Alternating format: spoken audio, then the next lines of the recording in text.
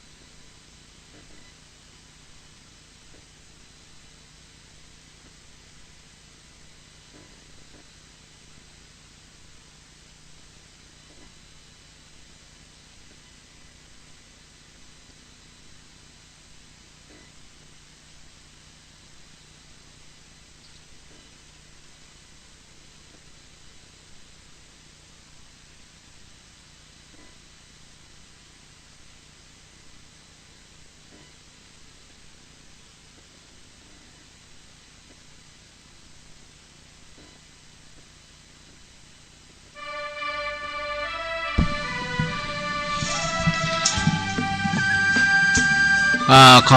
อถวายขอความนอบน้อมแด่องค์สมเด็จพระสัมมาสัมพุทธเจ้าพระสัทธรรมเจ้ากับทั้งพระอริยเจ้าทั้งหลายขอถวายความเคารพพระเถรานุเถระเจ้าคณะพระสังฆาธิการครูบาอาจารย์ตุลุงตุป่อตุปีตุนาผู้มีภูมิรู้ภูมิธรรมจุตนจุองค์อันหมายมีพระเดชพระคุณหลวงพ่อท่านพระครูนิวิตศรีละสังวรเจ้าคณะอำเภอเวียงป่าเป้าเป็นเป็นประธานก็ขอความผาสุกในธรรมจงมีแก่บรรดาศรัทธาญาติโยม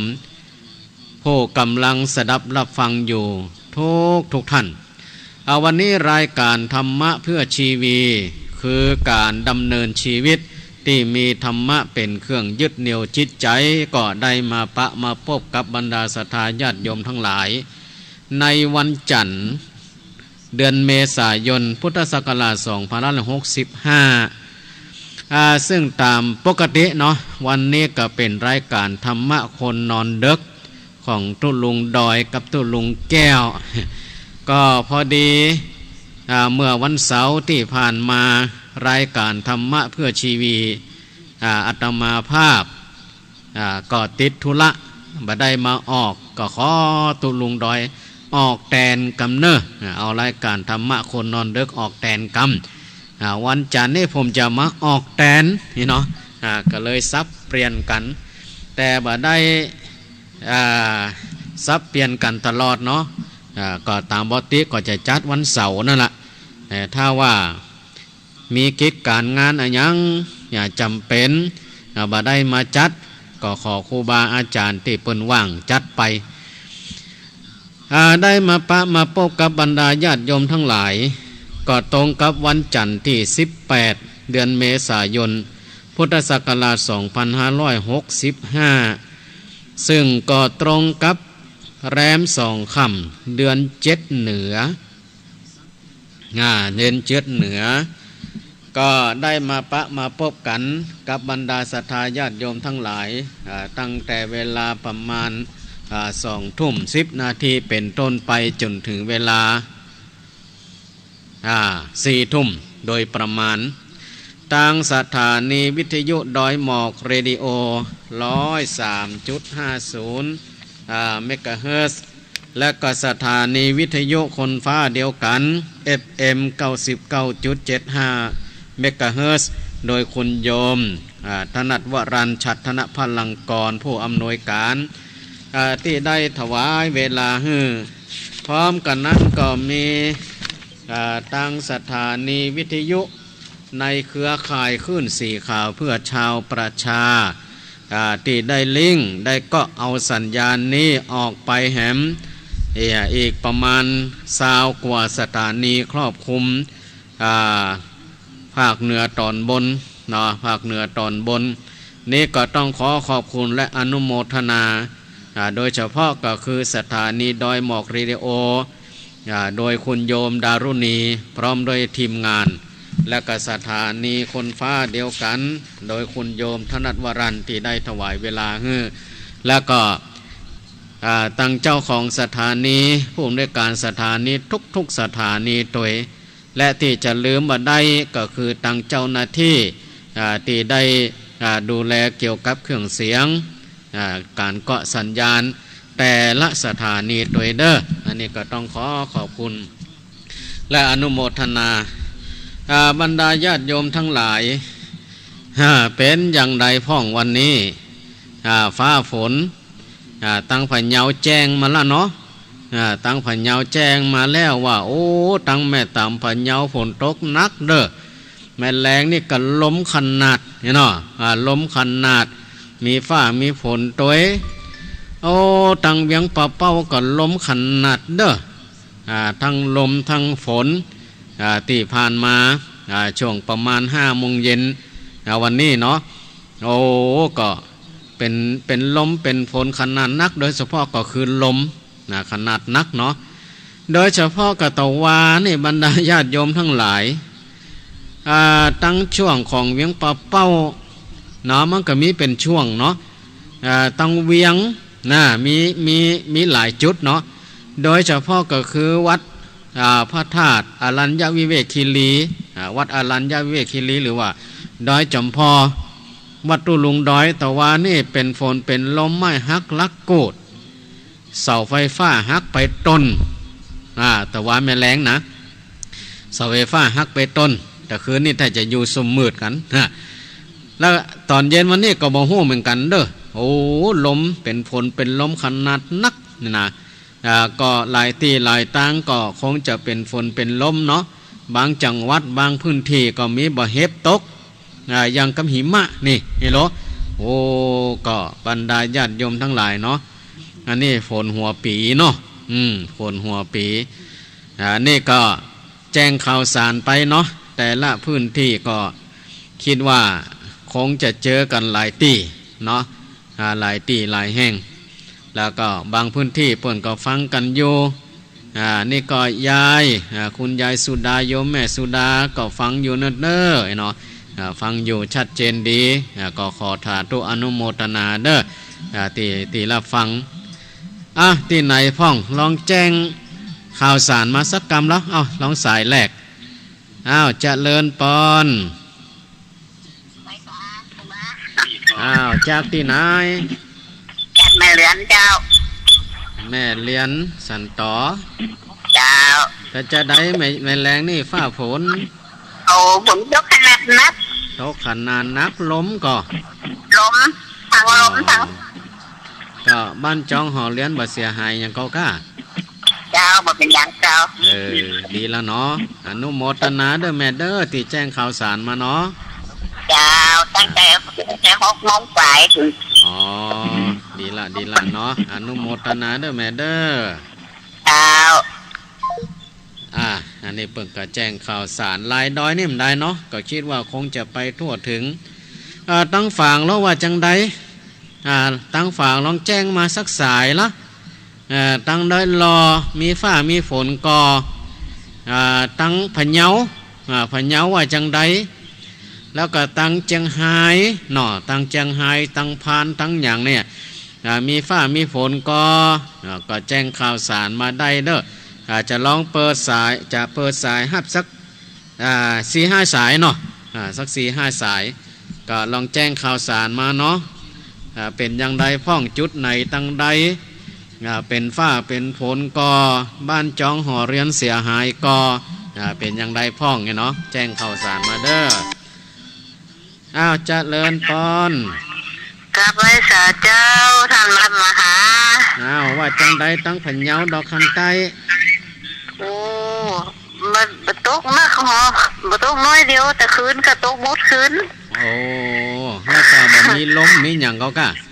แมลงนี่บ่มีเจ้าแต่คืนนี่มีเจ้าแต่คืนโหทั้งลมทั้งตกอ๋อ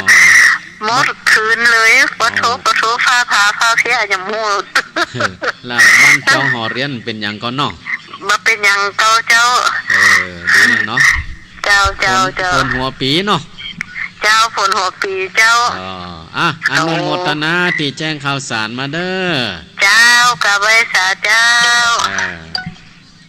อันนี้ตั้งพะเยาดอกคำไต้เนาะตั้งจุนตั้งหยังป่นก็คิดว่าก็คงจะเหมือนเดียวกันเนาะนี่ตั้งพะเยาแจ้งข่าวสารมาเด้อขอสายตั้งแป้สักสายเนาะตั้งแป้ว่าจังใดฟ้องแต่ว่าวันนี้มีฟ้ามีฝนกันก็ว่าจังใดตั้งแป้ขออนุญาตตั้งแป้กันเด้อขอสักสายเนาะแจ้งข่าวสารมากำว่าตั้งป่นฝนตกก็มีฟ้ามีฝนมีลมก็มีบ่อเฮฟก็อีนะว่าจะได้ตั้งแป้ตอนนี้เปิ้นสายอื่นเปิ้นกำลังฟังอยู่เด้อสายอื่นกำลังฟังอยู่มีก็แป้ว่าจังได้สถานีตั้งแป้นี่จากที่ไหนเนาะเจริญปอนเจ้าจากที่ไหนบ้านให้ชมตำบลที่หลวงก็ไม่สวยเจ้าไม่สวยนี่เนาะไม่สวยนี่เป็นจังได้ฟ้องตอนเย็นนี่ฝนตกแต่ฝรั่งห้องแล้วบ่มีลมเจ้าตกอยู่บ่มีลมเจ้าลมมีกับฝนฟ้าห้องอย่างน้ำขนาดกันน่ะตั้งเวียงป่าเป้านี่ลมขนาดเด้อเจ้าแต่ก็มาฮู้ว่าบ้านจองหอเรียนเป็นจังได๋ฟ้องเนาะก็ได้ยินข่าวสารเจ้าอนุโมทนาเด้อแม่เด้อสาธุเจ้านี่ห้วยส้มแม่สวยแจ้งข่าวสารมาละว่าตอนเย็นนี่ก็มีฟ้ามีฝนอยู่ลมพอมีนักนี่เนาะตั้งน่านว่าจะได้ตั้งน่านใครฟังสักสายแล้วตั้งน่านนี่แจ้งข่าวสารมาว่าตั้งป่นมีฟ้ามีฝนอย่างก็นี่เนาะมีฟ้ามีฝนอย่างก็แจ้งข่าวสารมาได้เด้อว่าจะได้ตั้งน่านมีก็ตั้งน่านก็แจ้งข่าวสารมาได้เด้อว่าตั้งน่านมีฟ้ามีฝนอย่างก็มีก็ตั้งน่านว่าจังได้ปอน้อยปอนานไปไหนที่ฟังเป็นประจำเนาะเปิดโอกาสช่วงแรกก่อนเนาะก่อนที่เขาจะได้เข้าสู่รายการธรรมะเพื่อชีวีตั้งน่านว่าจะได้กาสายต่อไปเจริญปอนกราบนมัสการเจ้าจากที่ไหนแม่จงดีเมืองฝางตั้งปุ่นเป็นยังไดฟ้องฟ้าฝนแมลงนี่แม่จงดี2 ทุ่มป่านี่ตกนักเลยเจ้า2 ทุ่มป่าเดี๋ยวนี้เจ้าเดี๋ยวนี้กำลังตกสถานนี้ก็เริ่มตกมาแต่ละทุ่มแล้วเจ้าสถานนี้ก็ดับไปเนาะดับไปแล้วเนาะมันมีฟ้ามองฟ้าแลบตัวนะเจ้าลูกเห็บตัวแต่กี้ก่อนที่จะเข้าสถานนี้ก็ตกมาซั่วๆกำเดียวคงจะยุดละเจ้าทางใต้ทางตำบลสันทรายผู้นี้ลมหลวงเลยนะที่เพิ่นจัดงานวัดหนองยาวนั่นเต็มดินหมดเลยวันนั้นต้องเลยซื้อใหม่ปลูกต้องมาช่วยกันซื้อใหม่สายใต้คุมแหงเจ้าตั้งแต่ตำบลสันทรายลงไปทางไตปราการเป็นแจงมาเนาะมันมาเป็นช่วงเป็นช่วงเป็นตีเนาะแต่ตั้งบ้านแม่เขาไปตั้งหางเนาะลมมาพอแหงก็เลยมีลูกเห็บเล็กน้อยเนาะมีลูกเห็บด้วยเจ้าป๊อกเป๊กป๊อกเป๊กเพราะว่านี่ตั้งแม่ห้องสอนนี่เนาะหันเป็นแจ้งมาเนี่ยใบเห็บตกนี่เจ้ามันไม่ใบใหญ่เนาะเจ้าใบใหญ่พอดีเป็นปีของรถเป็นแมกกาซีนเราได้ยินเสียงลงเจ้าอนุโมทนาที่แจ้งข่าวสารมาเด้อเจ้าฟังตั้งมือถือเลยเจ้าฟังดีละเนาะเจ้ากลับได้จากเจ้าสาธุอันนี้ก็ตั้งฝางแจ้งข่าวสารมาว่าตอนเย็นนี่ก็มีฟ้ามีลมโดยเฉพาะกับช่วง2 ทุ่มนี่กันว่าฝนตกนักขนาดตอนนี้ก็ตั้งสถานีวัดฝ่ายหินก็คงจะปิดเนาะเพราะว่าเป็นฟ้าเป็นฝน ตั้งนี้ก็เหมือนกันเด้อบรรดาญาติโยมทั้งหลายถ้าว่าตั้งสถานีดอยหมอกดับนี่นะมีฟ้ามีฝนอยู่ถ้าสถานีมันดับนี่นะก็ท่านทั้งหลายก็ทำความเข้าใจได้ว่าเป็นตาสถานีนะเปิ้นอาจจะปิดนี่นะเอาสายต่อไปเจริญปอนเจ้าแต่ฐานอาจารย์จากที่ไหนจากแต่เจ้าเอาแป้รายงานวันนี้ไม่ท้อแต่ท่านเนี่ยมาบอกอยู่บ้านอยู่วัดกันเลยท่านไม่ได้อยู่อย่างนั้นแหละจะได้มีฟ้ามีฝนก็ตอนเย็นวันนี้นี่ท่านบ่มีเลยแป้บ่มีเจ้าโอ้ตั้งแป้นี่มีแต่มีตัวขึ้นมาได้เจ้าอ๋อบ่มีลมมีฝนสักอย่างตอนเย็นนี่ตั้งเวียงเป่าตั้งวังเหนือนี่ไม่สวยมีเป็นแจ้งข่าวสารมาแล้วเนาะแล้วว่าปู่จะอ้วมไม่ทานวันนี้เจ้าเด้ออนุโมทนาที่แจ้งข่าวสารมาเด้อเจ้าอันนี้ตัวแทนจากแป้โอ้แป้นี่บ่มีฟ้ามีฝนว่าแม่นแรงนี่นะตั้งดอยรอเหรอตั้งลำปูนแล้วว่าจะได้หาสายต่อไปเจริญปอนไว้สาเจ้าดอกคำใต้ดอกคำใต้เจ้าแต่ว่าให้ฝนตกนักขนาดเลยแล้วแม่แรงนี่ตกก่อแต่วันนี้ตกมินมดน้อยเดียวเจ้าจะคืนจะได้ซ้ำจะกำมาซ้ำกำเดียวหูแต่คืนนี่ตกนักแน่นอนซ้ำไปได้ติดนี่เจ้าหมายความว่าช่วงเย็นนี่ช่วงเย็นนี่ฝนบ่ตกเนาะแม่เนาะเจ้าวันนี้สบายมากฟังดีละเนาะเจ้าวันนี้ชัดเจนดีอนุโมทนาเด้อที่แจ้งข่าวสารมาอันนี้ก็ตั้งดอกคำใต้ก็แจ้งข่าวสารมาว่าฝนตกนิดหน่อยนี่เนาะสายต่อไปเจริญปอนจากไว้สาค่ะพระครูจากที่ไหนจากพะเยาวันเฮามีแต่ฝนมันมีลมโอ้มีแต่ฝนแล้วก็มีลมเจ้าโอ้ตกดีเนาะเจ้าโอ้ดีละแต่ว่าตะคืนก็มีเจ้าจากไว้สาเด้ออนุโมทนาที่แจ้งข่าวสารมาเด้อเจ้าโอ้ตั้งไฟยาวเปิ้นว่าตะคืนที่ผ่านมานี่ฝนตกนักตกดีตกงามบ่มีฝนนี่เนาะบ่มีลมฝนตกดีตกงามนี่นะเอาละตอนนี้ก็งดหับสายก่อนเนาะเอาสายสุดท้ายแล้วก็จะยดหับสายเนาะเจริญปอนเจ้ากับเป็นสาเจ้าสันทมหาจากที่ไหนในคำนอนเจ้าวันจับวันที่ซ่อนในพลเมืองปานเจ้ารายงานฟ้าฝนเป็นยังไงฟ้องช่วงเย็นนี่ตะกี้สถานีดับไปมันลมเจ้ากับตะกี้ลมขนาดเลยแล้วก็ฝนสมมติจะปิดเนาะตอนนี้เปิดแล้วเนาะเดือนนี้เปิดแล้วแต่ว่ามันไม่ฝนเลยสักเม็ดมีแต่ลมเจ้ามีแต่ลมมีฝนเจ้าเดือนในยุดแล้วลมเจ้ามันไปเป็นช่วงเฮ้ยมันมีสักเม็ดเลยเจ้าแต่กี้ช่วงเนี่ยช่วงห่างต่ำห้องกูอย่างนี้ก็ฝนหมอกเปียน้อยเดียวเนี่ยแต่ลมลมตกหนักหรอบ่ตกหนักห่อกี้นะมันมีเลยฝนต้องเท่นะอันไปเป็นห้อมเฮ้ยไปไหนก็ต้องมีเนี่ยห้อนจะตายมันห้อนเจ้าแต่คืนนี่ก็ตั้งดอยนางแก้วตั้งใต้นี่ฝนตกนักเหลือคืนนี่นะแต่ว่าได้ละอ่อนว่าละอ่อนนั่นอยู่ตั้งอีสานปุ่นพอข้าวพอยังก็แบบตั้งเหนือตกต้องตกก็แบบมีทั้งที่มันเป็นบางตีบางจุดเนาะมันบ่ทั่วถึงเนาะเจ้าขอวันที่24กันล่ำไหนจะได้กับวันที่24ปะกันเนาะถ้ามีโอกาสได้ไปเด้อไม่จะไปอยู่เจ้าไม่ไปอยู่เจ้าสาธุอนุโมทนาเด้อแม่เด้อเจ้ากับไว้สาเจ้าเอาละบรรดาญาติโยมทั้งหลายตอนนี้เฮาของดหับโทรศัพท์กันเนาะปิดโทรศัพท์ก่อน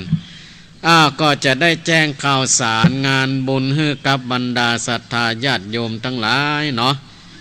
ว่า ช่วงนี้จะมีงานอันอย่างพ่องจ้าอีนะเกี่ยวกับกิจการงานของคณะสงฆ์ของพระนักจัดรายการพระนักเผยแพร่ก็ดีเปิ่นจะมีการมีงานอันอย่างพ่องนี่นะก็ตั้งคณะสงฆ์คณะสงฆ์เชียงไฮ้นี่ก็วันนี้นี่เปิ่นก็มีการหน่วยงานราชการต่างๆเปิ่นก็มีการสะเก้าดำหัวแสดงสามีจิกรรมครูบาอาจารย์โดยเฉพาะก็คือเจ้าคณะจังหวัดรองจังหวัดที่ปรึกษาเจ้าคณะจังหวัดเจ้าคณะอำเภอทุกอำเภอเปิ่นก็ไปสะเก้าดำหัวขอโจกขอป้อนสมมากาละวะกันตีมจลคณะสงฆ์เชียงไฮ้เนาะแล้ววันพุธนี่ก็ตั้งคณะสงฆ์เวียงป่าเป้าเนาะเวียงป่าเป้าก็จะได้สะเก้าดำหัวเจ้าคณะอำเภอที่ปรึกษาเจ้าคณะอำเภอรองเจ้าคณะอำเภอเจ้าคณะตำบลวันพุธนี่ก็ตั้งคณะสงฆ์อำเภอเวียงป่าเป้าก็จะได้ไปร่วมสะเก้าดำหัวสมมากาละวะครูบาอาจารย์ตีวัดป่าเงี้ยวเวลาประมาณบ่าย2เด้ออันนี้ก็ขอแจ้งให้กับคณะสงฆ์เนาะ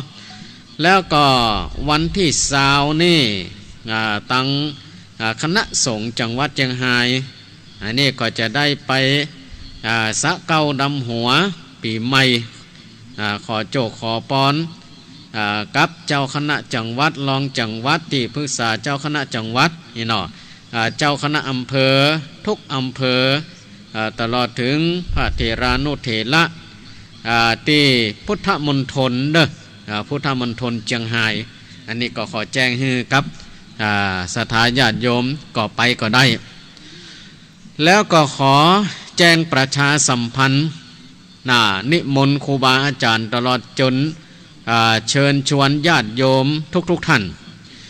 ในวันที่24เมษายนพุทธศักราช2565นี่ต่างคณะสงฆ์นักเผยแผ่ธรรมะต่างสถานีวิทยุทุกเครือข่ายทุกสถานีจะได้จัดให้มีการสะเก้าดำหัวครูบาอาจารย์มหาเถระแล้วก็พระสงฆ์ที่จัดรายการทุกสถานีในเครือข่ายขึ้นสีขาวณม่อนพระเจ้าสี่สองเมืองเขตรอยต่อเชียงใหม่เชียงไฮ้ก็มีกำหนดการดังนี้ตั้งแต่เวลา8 โมงครึ่งจนถึงเวลา10 โมง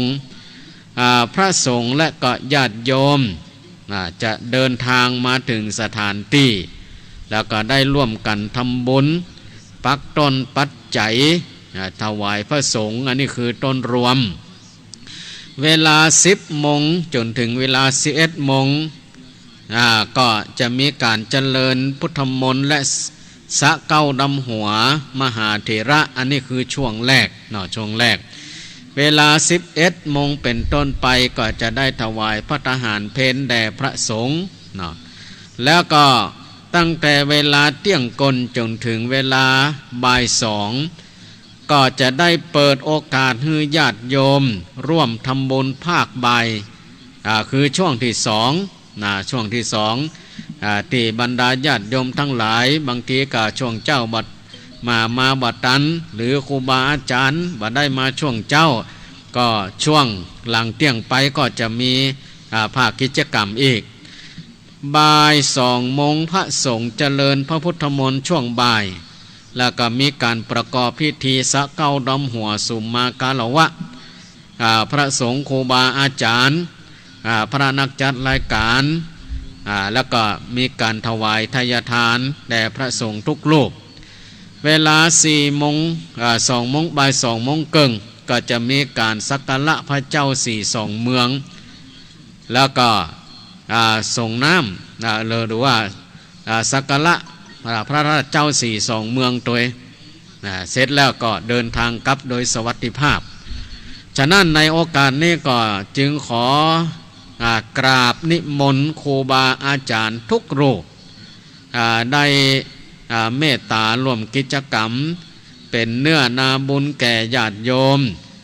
แล้วก็ขอเชิญชวนญาติโยมทุกท่านได้ร่วมกันปูจาคุณครูบาอาจารย์ฮือกำลังพระสงฆ์ที่เปิ่นได้เสียสละทุ่มเทเวลามาฮือธรรมะแก่บรรดาญาติโยมทั้งหลายตั้งแต่ฝากเจ้าฝากคำทุกคืนทุกสถานีตลอดถึงพระสงฆ์ที่ทำงานด้านเผยแผ่ธรรมะพระฝ่ายเทคนิคผู้อำนวยการสถานีพระเจ้าที่เป็นเจ้าหน้าที่ทุกลูกในวันอาทิตย์ที่24เมษายนพุทธศักราช2565ก็ตั้งแต่เวลา 8 โมงครึ่งเป็นต้นไปเด้อเฮาจะได้ไปรวมตัวปะพบกันณม่อนพระเจ้าสี่สองเมืองนั่นในโอกาสนี้ก็ขอเชิญชวนแจ้งข่าวสารให้กับบรรดาศรัทธาญาติโยมเด้อเนาะวันที่24วันอาทิตย์ที่24เนาะเฮาจะได้ปะได้พบกันเนาะเฮาจะได้ไปหันพระนักจัดรายการเด้อพระนักจัดรายการที่เพิ่นจะได้เมตตามาปะมาพบกับบรรดาศรัทธาญาติโยมเด้อพระเถระพระมหาเถระครูบาอาจารย์เฮาจะได้มาปะมาพบกันเนาะเอาละบรรดาญาติโยมทั้งหลายเพื่อบ่ฮื้อเสียเวลาในการฟังเทศน์ฟังธรรมในค่ำของคืนวันนี้คืนนี้จะได้ธรรมะประยุกต์ในหัวข้อเรื่องยอมหันความสำคัญของคนอื่นมันเป็นอย่างใดพ่องบรรดาญาติโยมทั้งหลายวันนี้ก็เป็นวันแรกของการทำงานละหลังจากที่เฮาได้เฉลิมฉลองปีใหม่สงกรานต์จบไปแล้วผู้ที่ทำการทำงานตามหน้าที่บทบาทหน้าที่ก็ปีกกันบางโคบางท่านก็ปีกบางโคบางท่านก็ยังบ่ปีกเตื้อเพื่อจะไปทำหน้าที่ของไผของมันแล้วก็บรรดาญาติโยมทั้งหลายผู้ที่บัดได้ทำการทำงานกับหน่วยงานราชการอันยังหรือที่ทำการทำงานก็ดีเนาะถ้าว่าทำการทำงานก็ดีมีโอกาสเปิดวิทยุฟังทางโทรศัพท์ก็ได้เปิดห้องว่าวิทยุออนไลน์โดยเฉพาะคืนนี้ก็มีทางสถานีวิทยุอรัญญวิเวกคีรีอันนี้ก็ฟังวิทยุออนไลน์ก็ได้เนาะหรือเขาจะฟังทางสถานีวิทยุคลื่นต่างๆทั้งหมด20 กว่าสถานีด้วยกันก็มาลองฟังหัวละบรรดาญาติโยมทั้งหลายธรรมะประยุกต์นี่มันเป็นอย่างใดมันเป็นอย่างใดเฮาฟังแล้วเฮาจะเอามาประยุกต์ใช้ในชีวิตประจำวันของเฮาอย่างใดหัวข้อธรรมะที่จะนำเสนอนั่นก็คือยอมหันความสำคัญของคนอื่นบรรดาญาติโยมทั้งหลายคนเฮาถึงวันนี้เนาะ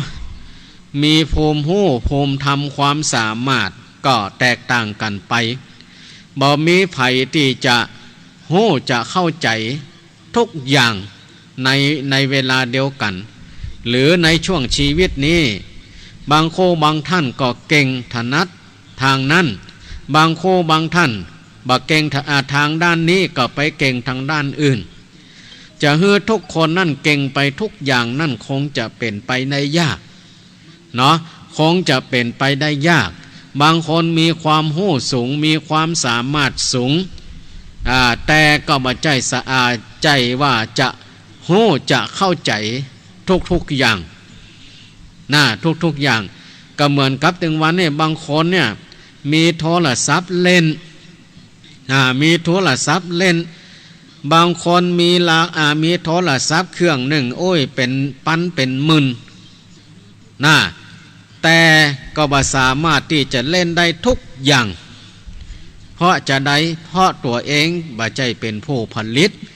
ตัวเองเป็นเพียงแต่ผู้บริโภคก็บ่สามารถที่จะเล่น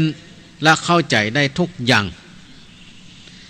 อย่างทุกอย่างก็เหมือนกันถึงวันนี้บรรดาญาติโยมทั้งหลายเฮาก็ลองมาคิดพิจารณาถึงตัวเองล่ะบางอย่างเฮาถนัดดังด้านนี้เก่งถึงด้านนี้แต่อย่างอื่นเฮาบ่เก่งเฮาบ่ถนัดหรือบางทีก็บ่จ้างอย่างเลยก็มีก็เหมือนกับท่านทั้งหลายเฮาลองคิดพองานบางงานยกตัวอย่างเช่นว่างานศพงานศพเนี่ยงานศพนี่บางคู่บางท่านนี่เปิ้นเก่งตั้งงานด้านศาสนพิธีพอมีงานเกิดขึ้นอย่างที่เปิ้นมีความเข้าใจเช่นป่ออุ้ยป่ออุ้ยแม่อุ้ยป่อน้อยหรือคนเฒ่าคนแก่เปิ้นมีความถนัดทางด้านการจัดด้านศาสนพิธีแต่ถ้าจะฮื้อไปทำอย่างอื่นทำได้อย่างเช่นว่าไปทำอาหารไปทำอาหารก็บางคู่บางท่านก็บอกว่าถ้าทำกินภายในครอบครัวแค่ 2-3 คนนี่ก็พอได้อยู่แต่ถ้าจัดงานใหญ่ๆทำอาหารเยอะๆเป็นกระทะเป็นหม้อใหญ่ๆบอกว่าจะใจเครื่องปรุงอย่างใดนักน้อยแค่ไหนเนี่ยทำอาหารกระทะใหญ่ๆหม้อใหญ่ๆจะต้องใจเครื่องปรุงเยอะแค่ไหนคนที่บ่เคยทำบ่มีความถนัดในทางด้านนี้ก็บ่สามารถที่จะทำได้แต่ตรงกันข้ามคนที่เปิ้นเคยทำมีความถนัดทางด้านนี้เปิ้นก็สามารถที่จะประมาณได้ว่าอาหารหม้อนี้จะต้องใจเคียงปรุงอันอย่างพ่องแต่ละอย่างจะใจประมาณเท่าใดโดยที่บ่ต้องไปจ้างว่าจะต้องใจกี่ขีดกี่กิโลบ่ต้องคิดละสามารถที่จะคำนวณได้เลยกะได้เลยมันเฮาว่ากะได้เลยกะได้เลยว่าจะต้องใส่ตอนนั้นนี่แต่ถ้าจะให้คนที่มีความถนัดทางด้านการปรุงอาหารเนี่ยไปจัดงานทางด้านศาสนาวิธีพอละถ้าจะให้ไปจัดด้านทางด้านศาสนาพิธีนี่ข้าบอกใครจะเข้าใจเฮ้ยขอเป็นหน้าที่ของป้าน้อยป้านานคนเฒ่าคนแก่เตอะนี่บรรดาญาติโยมทั้งหลายคือมันบ่ใจว่าจะเก่งไปทุกอย่างจะถนัดไปทุกอย่างเพราะฉะนั้นการยอมหันความสำคัญของผู้อื่นจึงเหมาะสมมากที่เขาจะเอามาประยุกต์ใจเพราะว่าการยอมหันความสำคัญของผู้อื่นนี่บรรดาญาติโยมทั้งหลายมันเป็นเรื่องที่ว่าผู้สนใจในความก้าวหน้าควรจะศึกษาเอาไว้ควรจะฟังเอาไว้เพราะคนเฮาก็อย่างที่ว่าเนี่ยบางครั้งมันก็ลืมตัวได้บางทีความคิดของเฮาเนี่ยสู้ความคิดของคนอื่นบ่ได้แต่สำคัญพิษคิดว่าความคิดของเฮานั่นถูกและก็ดีเสมอความสำคัญตัวพิษแบบนี้แหละในทางพระท่านเรียกว่าอหังการเปิ้นว่าถ้าไผมีอหังการมากก็มักจะตีราคาตัวเองสูงกว่าที่เป็นจริงทีนี้เมื่อตีราคาตัวเองสูงก็เป็นธรรมดาอยู่เองที่จะต้องตีราคาผู้อื่นให้ต่ำลงบรรดาญาติโยมทั้งหลายข้อที่น่าศึกษาในเรื่องนี้ก็คือทำไมคนเฮาจึงจึงชอบยกตัวเองสูงแล้วไปกดผู้อื่นให้ต่ำลงข้อนี้ถ้าจะพิจารณาในแง่ของธรรมะก็จะได้คำตอบว่าเพราะมีกิเลสนั่นเองกิเลสข้อหยังกิเลสข้อมานะคือความถือตัวนี่บรรดาญาติโยมทั้งหลาย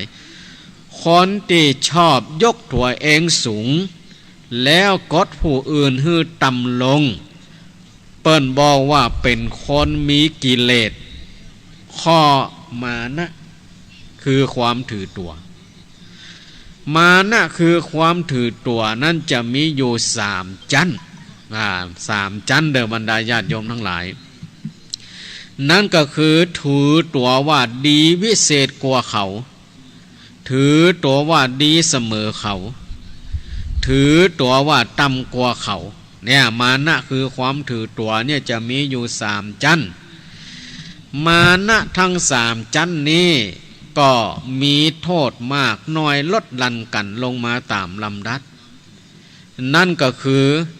ถือตัวว่าดีวิเศษกว่าเขาจะมีโทษมากเป็นอันดับหนึ่งเป็นอันดับหนึ่งเพราะอันหยังก็เพราะเป็นเหตุให้ดูถูกเหยียดหยามผู้อื่นถือตัวว่าดีเสมอเขาก็มีโทษเป็นอันดับ2เพราะเป็นเหตุให้ยกตนเทียบท่านนะถือตัวว่าต่ำกว่าเขาก็มีโทษเป็นอันดับ3เพราะเป็นเหตุทำให้เป็นเหตุทำตัวให้ต่ำลงกลายเป็นคนบ่เชื่อความสามารถของตัวเองทำให้หมดความเจริญก้าวหน้าที่ว่ามานี้ว่ากันตามหลักวิชาทางธรรมะทางธรรมะและทีนี้ถ้าเราจะเอามาประยุกต์ใช้ในการดำเนินชีวิตประจำวันของเราหรอบรรดาญาติโยมทั้งหลายคืนนี้จะเอาหัวข้อเรื่องย้อมเห็นความสำคัญของผู้อื่นที่ยกมาในค่ำของคืนวันนี้จะเอามาณความถือตัวข้อแรกข้อแรกคือความสำคัญตัวว่าดีวิเศษกว่าเขาดีวิเศษกว่าเขาจึงกลายเป็นคนที่เห็นผู้อื่นบ่มีความสำคัญไปเนี่ยจะได้จะหันความสำคัญของผู้อื่นพ่องเขาจะลดทิฐิมานะข้อนี้อย่างใดเขาจะลดทิฐิมานะข้อนี้อย่างใดที่จะยอมเห็นความสำคัญของผู้อื่นนี่แหละบรรดาญาติโยมทั้งหลายมานะข้อแรกที่ว่าดีกว่าเขาดีกว่าเขาสำคัญตัวว่าดีวิเศษกว่าเขาเนี่ยถ้าจะถึงเรื่องความสามารถของคนเฮาแล้วบรรดาญาติโยมทั้งหลายถึงวันนี้ท่านลองสังเกตพินิจพิจารณาดูว่าคนเฮานั่นน่ะจะมีความสามารถไปทุกอย่างคนเฮานั่นจะมีความสามารถไปทุกอย่างนั้นก็ดูจะหายากอยู่เพราะว่าจะให้ทุกคนนั่นมีความสามารถเหมือนกันหมดแล้วก็มีความสามารถหลายๆอย่างกันหมดมันก็หายากอยู่คนที่มีความสามารถในทางหนึ่งเป็นอย่างดีแต่ความสามารถในทางอื่นๆเขาอาจจะมีน้อยหรือบางทีบ่มีเลยก็ได้คนเฮาที่จะมีความสามารถไปเสียทุกอย่างนั่นดูเหมือนจะหาได้ยากนอกจากจะเป็นอัจฉริยะจริงๆหรือเป็นสัพพัญญูอย่างพระพุทธเจ้าอย่างพระพุทธองค์หรือพุทธเจ้านั่นแหละจึงอาจจะเป็นไปได้ที่จะสามารถรู้ได้ทุกอย่างนี่แหละบรรดาญาติโยมทั้งหลายที่ยกตัวอย่างให้ตะกี้เวลามีกิจการงานอันอย่างเกิดขึ้นในหมู่บ้านบางคนมีความสามารถทางด้านนั้นบางคนก็บ่มีความสามารถในด้านนั้นแต่มีความสามารถไปด้านอื่นอย่างที่ว่าเนี่ยบางคนมีความถนัดทางด้านการทำอาหารบางคนมีความถนัดทางด้านศาสนพิธีบางคนมีความถนัดทางด้านการจัดสถานที่แปลงดอกแปลงดวงมัดพรมมัดผ้ามีความถนัดมีความเข้าใจพอปุ๊บก็ทำได้ทันที แต่บางคนนี่โอ้มันถึงบัดจ้างกั้นแต่เนอแปลงแต่เนอบัดเท่าว่าอันอย่างเด้อบรรดาญาติโยมทั้งหลายบางคนแปลงสวยบัดจ้างแต่ไปทำอย่างอื่นนี่ถนัดแปลงสวยนี่เนี่ยจะได้ก็จ้างเถอะแปลงได้แต่มันบ่งามแต่ถ้าไปเนี่ยอย่างอื่นที่ตัวถนัดนี่ทำได้ดีแต่บางคนเนี่ยแปลงสวยแปลงดอกงามจะแปลงใบสีก็ดีแปลงสวยก็ดีจะแปลงคันผูกไม้ผูกมือก็ดีทำอันอย่างนี้เปิ่นอย่ามาทำได้งามได้ง่ายแต่ถ้าไปเนี่ยอย่างอื่นบ่ได้บ่ได้บางทีบ่จ้างบางทีก็ทำได้แต่บ่ดีอย่างเช่นว่าจะไปฮื้อมัดผ้าพอละนี่นะจะไปฮื้อจัดดอกพอละนี่นะ บ่ได้บ่ถนัดนี่แหละเปิ่นถึงว่ายอมหันความสำคัญของผู้อื่นพ้องอย่าคิดว่าตัวเองเก่งอย่าคิดว่าตัวเองถนัดอย่าคิดว่าตัวเองมีความรู้ดีกว่าคนอื่นฉลาดกว่าคนอื่นเก่งกว่าคนอื่นแม่นบางทีอาจจะเก่งแต่มันบ่สามารถที่จะเก่งได้ทั่วบางคนสามารถมีความสามารถหาเงินหาทองซื้อรถกันนี่เป็นแสนเป็นล้านได้แต่รถลุรถเสียแปลงบ่ได้ บ่จ้างแปลงบ่ฮู้จุดของจุดเสียของรถว่ามันเสียที่จุดใดอย่างใดต้องไปไหนต้องไปเข้าอู่ไปหาช่างบางคนนี่มีความรู้มีความเข้าใจบอกปัญหาป๊บก็ฮู้ปั๊บเลยว่ารถมันมีปัญหาอย่างอันอย่างอีคือมีประสบการณ์มีความรู้ทางด้านนี้ถึงแม้ว่าบ่มีตังค์ซื้อรถราคาเป็นแสนเป็นหลายล้านได้แต่สามารถที่ซ่อมแปลงไล่รถทุกยี่ห้อสามารถที่จะซ่อมจะแปลงได้นี่แหละบรรดาญาติโยมทั้งหลายอย่าคิดว่าตัวเองมีเงินแสนเงินล้านเงินล้าน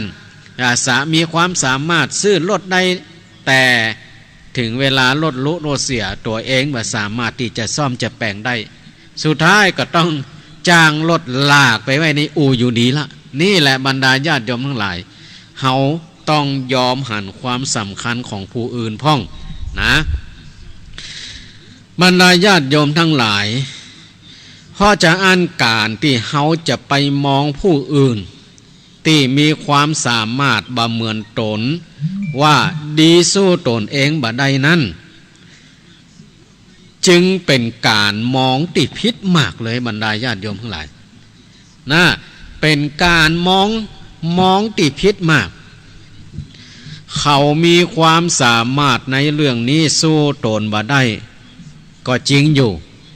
แต่ในเรื่องอื่นเขาอาจจะมีความสามารถเหนือกว่าเขาก็ได้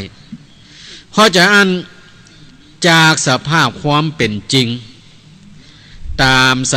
สถานที่ราชการหรือสำนักงานต่างๆบรรดาญาติโยมทั้งหลายเขาจึงรับผู้ที่มีความรู้หลายประเภทหลายสาขาเข้าไปทำงานคนนี้มีความสามารถในด้านไหนในด้านไหนก็รับเอาคนที่มีความรู้มีความสันทัดชัดเจนในด้านนั้นมาทำงานคนนี้เก่งทางด้านบัญชีคนนี้เก่งทางด้านอะไรอย่างด้านบริการด้านนั่นด้านนี้ผู้ที่มีความเข้าใจก็จะฮับคนที่มีความสามารถทางด้านนั้นด้านนี้ในงานด้านนั้นในงานด้านนี้ก็ฮับมาทำงาน ทีนี้เมื่อไผ่รับภาระงานด้านไหนไผ่มีหน้าที่รับผิดชอบในเรื่องอันหยังทุกแผนกทุกหน้าที่ก็มีความสำคัญไปในด้านนั้น ผู้ที่มีความรู้ความสามารถทางด้านนั้นก็ไปทำงานทางด้านนั้นนะผู้นี้มีความฐานะทางด้านใดเนี่ยอันอย่างใดพ้องก็น้อยคนนักที่ว่าจะเก่งไปทุกอย่างนะเก่งไปทุกอย่างเพราะฉะนั้นทุกนาทีนะทุกนาทีถือว่ามีความสำคัญเหมือนกันหมดอย่าคิดว่าตัวเองเป็นผู้อำนวยการเป็นผู้ที่อยู่ตำแหน่งสูงจะมีความรู้มีความสามารถไปหมดก็ยากอยู่ก็ยากอยู่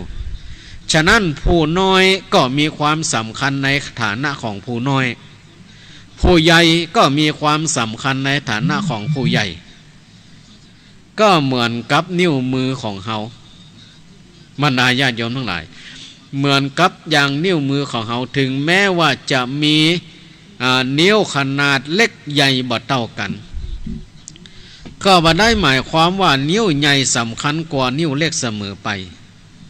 เพราะจะใดก็เพราะในเวลาทำงานนั่นจะต้องอาศัยนิ้วต่างๆช่วยกันช่วยกันหลายนิ้วเช่นในการเขียนหนังสือในการหยิบสิ่งของเฮาจะใช้นิ้วใดนิ้วหนึ่งแต่เพียงนิ้วเดียวนั้นก็ย่อมทำงานบ่ได้แน่หรือบ่ถนัดแน่ที่ยกนิ้วมือขึ้นมาเป็นเครื่องเปรียบเทียบนั่นก็เพื่อจะสนับสนุนเรื่องที่ว่าทุกคนมีความสามารถบ่เหมือนกันจะว่าคนที่มีความสามารถอย่างนี้ดีวิเศษกว่าคนอื่นที่มีความสามารถอย่างนั้นก็อู้ยากเนาะบรรดาญาติโยมทั้งหลายใครมีความสามารถมีความถนัดอย่างใดก็ถือว่ามีความสำคัญในด้านนั้นที่อูมานี้ทั้งหมดก็ต้องการประเด็นสำคัญเพียงนิดเดียวในข้อที่ว่าคือยอมหันความสามารถของผู้อื่นพ้องอย่าหันว่าในสถานที่แห่งนี้ในสำนักงานแห่งนี้เฮาต้องอันเป็นคนสำคัญถ้าบ่ได้เฮางานจะแย่หรือเฮาเท่านั้นที่เป็นตัวจักสำคัญที่จะทำให้งานนี้เจริญ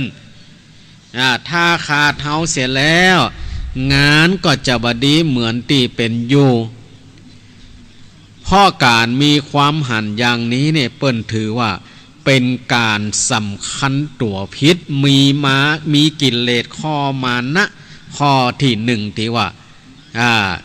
สูงกว่าเขาสำคัญว่าสูงกว่าเขาเนาะลงตีราคาตัวเองนี่สูงเกินไปเป็นคนที่มีมานะอย่างแรง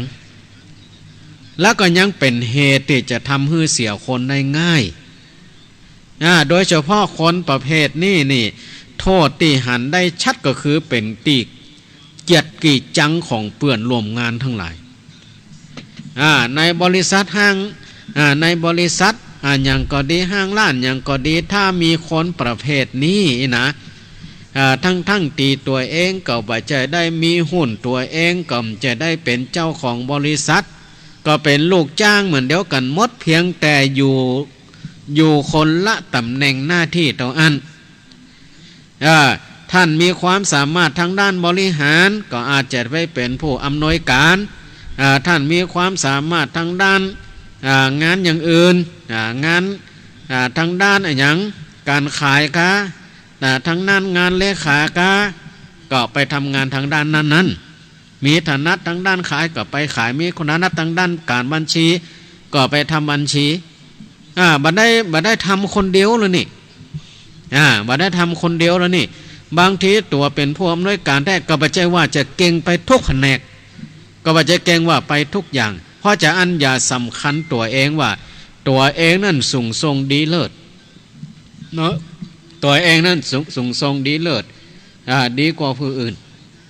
นี่แหละบรรดาญาติโยมทั้งหลาย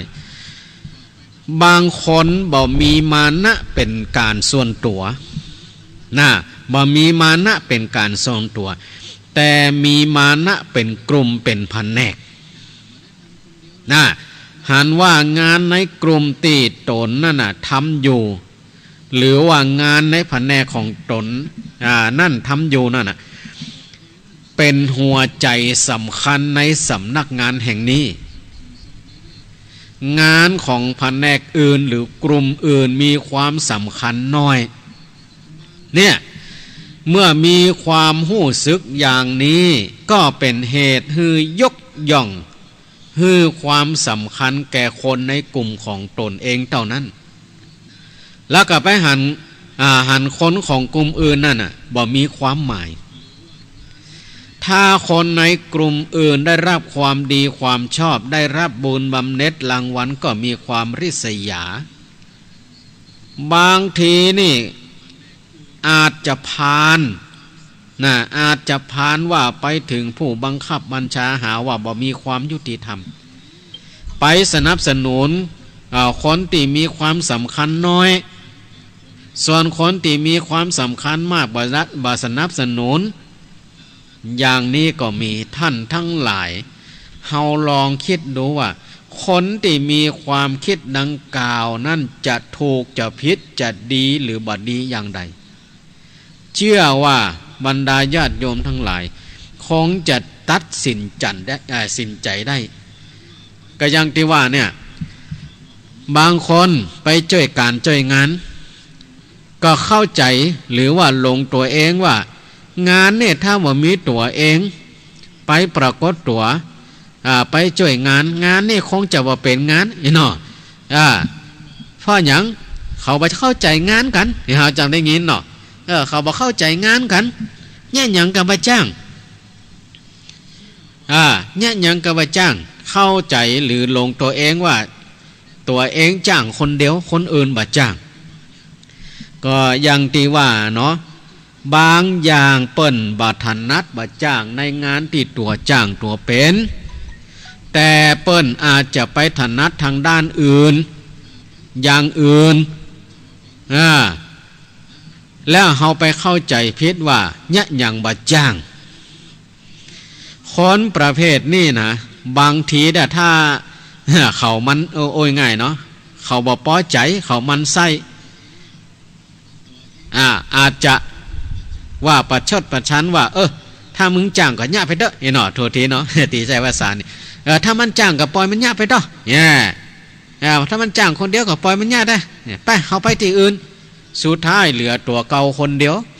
เปิ้นไปย่าอย่างอื่นหมดเปิ้นจะมาช่วยมือช่วยหาว่าเปิ้นย่าหยังบ่จ้างนี่ต้องเข้าใจโดยบรรดาญาติโยมทั้งหลายเพราะจะอ่านคนประเภทนี้เนี่ยถ้าโอดถึงเจ้าบ้านมันอวดหู้อวดลวกนี่ล่ะอวดหู้อวดลวกคิดว่าตัวเองเนี่ยยังจ้างหมดจ้างคนเดียวเนี่ยบ่ปานให้คนอื่นจ้างบ่ปานให้คนอื่นลวกนี่บรรดาญาติโยมทั้งหลายคิดว่าท่านทั้งหลายก็คงจะเคยพบเนาะว่าคนประเภทนี้นะมันเป็นอย่างใดอันนี้เฮามองใกล้ตัวเฮามันมองใกล้ตัวเฮาก็บรรดาญาติโยมทั้งหลายในเรื่องการงานก็เหมือนเดียวกันเฮาอย่าได้คิดเลยว่าหน่วยงานของเฮานั้นสำคัญเนี่ยหน่วยงานเฮานั้นสำคัญของหน่วยงานอื่นบ่สำคัญของหน่วยงานอื่นบ่สำคัญงานทุกหน่วยทุกแผนกทุกกองทุกกรมจะต้องมีความสำคัญทั้งนั้นบรรดาญาติโยมทั้งหลายจะต้องมีความสำคัญทั้งนั้นถ้าบ่มีความสัมพันธ์เขาก็จะบ่ตั้งขึ้นให้เสียเงินเสียทองเสียกำลังเจ้าหน้าที่เนี่ยฉะนั้นอย่าไปตีราคางานที่บ่ใจแผนกของตนเองว่าต่ำเลยก็จะทำให้เขานั่นจังขี้หน้าจังขี้หน้าเปล่าๆก็พยายามทำงานหน้าที่ของเขานั่นให้ดีกว่าบรรดาญาติโยมทั้งหลายทำงานตัวเขานั่นให้ดีกว่าฉะนั้นเรื่องยอมหันความสำคัญของคนอื่นห้องนี้เนี่ยถ้าจะพิจารณากันไปแล้วบรรดาญาติโยมทั้งหลาย เป็นคุณธรรมที่ดีหลายอย่างทีเดียวนะเรื่องยอมหันความสำคัญของคนอื่นนั่นถ้าจะพิจารณากันไปแล้วเป็นคุณธรรมที่ดีหลายอย่างนั่นคือทำให้เข้าใจกันดีในระหว่างเพื่อนร่วมสำนักงานทำให้บ่มีคนจังทำให้บ่มีศัตรูเวรภัยกับไผโดยเฉพาะก็ข้อที่ดีมากก็คือทำบ่ให้หลงผิดตีราคาตัวเองสูงเกินไปจนเป็นเหตุให้ดูถูกเหยียดหยามเอาได้